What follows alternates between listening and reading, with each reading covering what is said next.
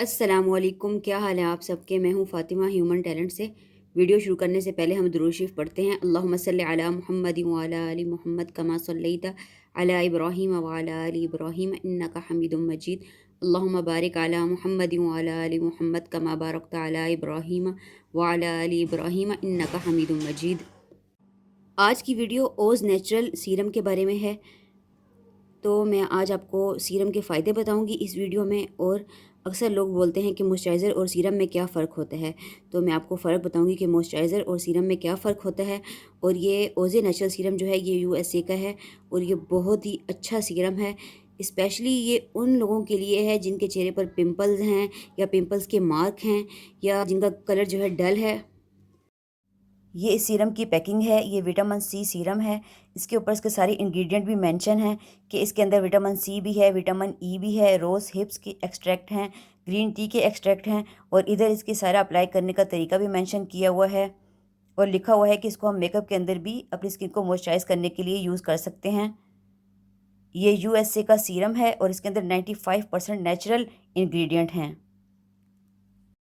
तो अगर मैं आपको इस सीरम के बेनिफिट्स बताऊँ, इसके फ़ायदे बताऊँ, तो इसके बेशुमार फ़ायदे हैं।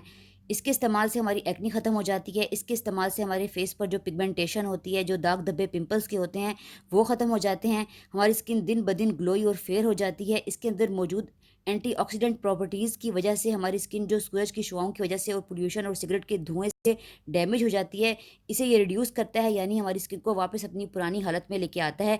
इसमें मौजूद विटामिन सी हमारी स्किन को ब्राइट करने में मदद करता है और हमारी कॉम्प्लेक्शन को स्मूथर बनाता है। और जो हमारे फेस पर फाइन लाइंस होती हैं, रिंकल्स होते हैं, उन्हें ख़त्म करने में मदद करता है, जिससे हमारी स्किन और ज़्यादा यंगर नज़र आती है। अक्सर लोगों को मॉइस्चराइज़र और सीरम में फ़र्क का नहीं पता होता। जिस तरह ये दूसरा मेरे पास मॉइस्चराइज़र है, लेकिन पैकिंग इन दोनों की एक तरह की ही है, लेकिन इन दोनों में फ़र्क है। सीरम जो होता है ये हमारी स्किन की डीपली लेयर को जाके इम्प्रूव करता है, अंदर तक हमारी स्किन को इम्प्रूव करता है, स्किन की हिफाजत करता है।